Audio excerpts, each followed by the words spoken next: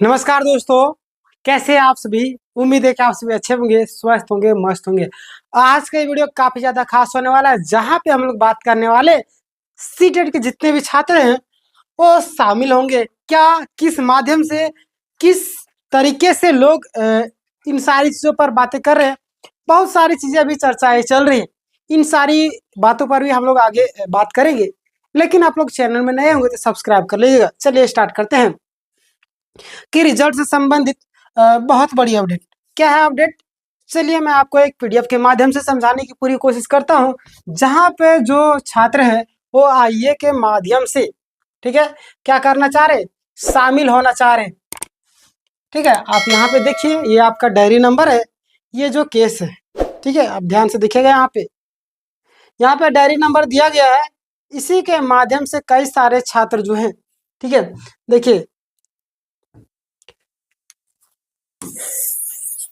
यहाँ पे आपको दिख रहा होगा, यानी कि परिमल कुमारी, अलका तिवारी। तो ये जो है पिटिशनर, बहुत सारे छात्र चाह रहे कि पिटिशनर बेस्ड फैसला आ जाए। ठीक है, बहुत सारे छात्र चाह रहे कि ये जो फैसला है अगर हमारे पक्ष में नहीं आता है तो रद्द हो जाना चाहिए। ठीक है, बहुत सारे छात्रों का कमेंट लगातार आ रहा है। तो यहाँ पे जो छात्र है वो देखिए, यहाँ पे आईए के मदद से क्या करना चाह रहे हैं, वो शामिल होना चाह रहे हैं। मैं आपको दिखाना चाहता हूँ कुछ चीजें। यहाँ पे आप देखिए, ठीक है,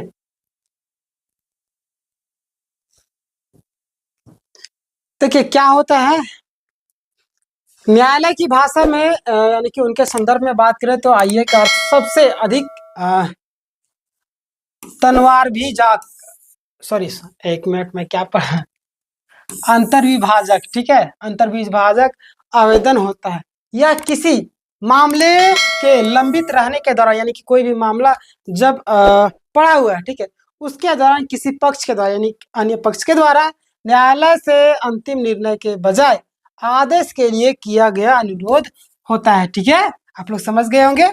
आगे हम लोग बात करते हैं।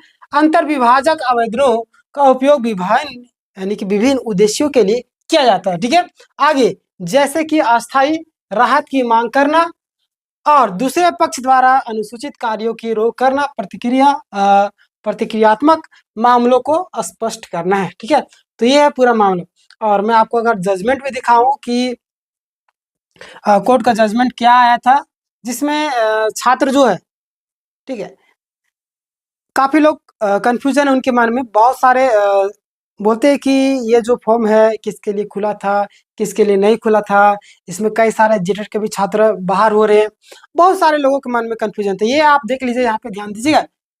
We make that it clear that CTET holders और STET holders who have applied after the judgement of high court, यानी कि हाई कोर्ट के जजमेंट के बाद जो लोग अप्लाई किए थे, ठीक है, after amendment in the rule और advertisement would not be eligible for the recruitment in furtherance to the advertisement number यहाँ पे दिया हुआ है। ठीक है, order accordingly pending applications if any solve second dispute. ठीक है, यानी कि जो लोग हाई कोर्ट के जो जजमेंट आया तो उसके बाद फॉर्म को फिलअप किए थे उनके लिए बोला गया। ठीक है, और हम लोग अगर बात करें, कई सारे छात्र ऐसे भी है जो लगातार कमेंट के माध्यम से अपनी बातों को रखने की कोशिश करते हैं। हालांकि उन सभी के लिए मैं कह देना चाहता हूं कि देखिए दोस्त, बात यह है कि अगर हमारे कहने से, आपके कहने से कोर्ट में कुछ फर्क पड़ता तो बहुत सारे लोग बहुत कुछ चीजें बोलते हैं। ठीक है, लेकिन अगर मैं बात करूं तो ना हमारे कहने से, ना आपके कहने से, ना किसी और के कहने से कुछ भी फर्क नहीं पड़ने वाला। किनको? कोर्ट को। ठीक है, तो मैं आपसे भी कहना चाहता हूं कि आप लोग धैर्य बना के रखिए, सारी चीजें सही होने वाली है। और हो सकता है कि अगर जेटेट के छात्र शामिल होंगे तो सीटेट के भी छात्र शामिल होंगे।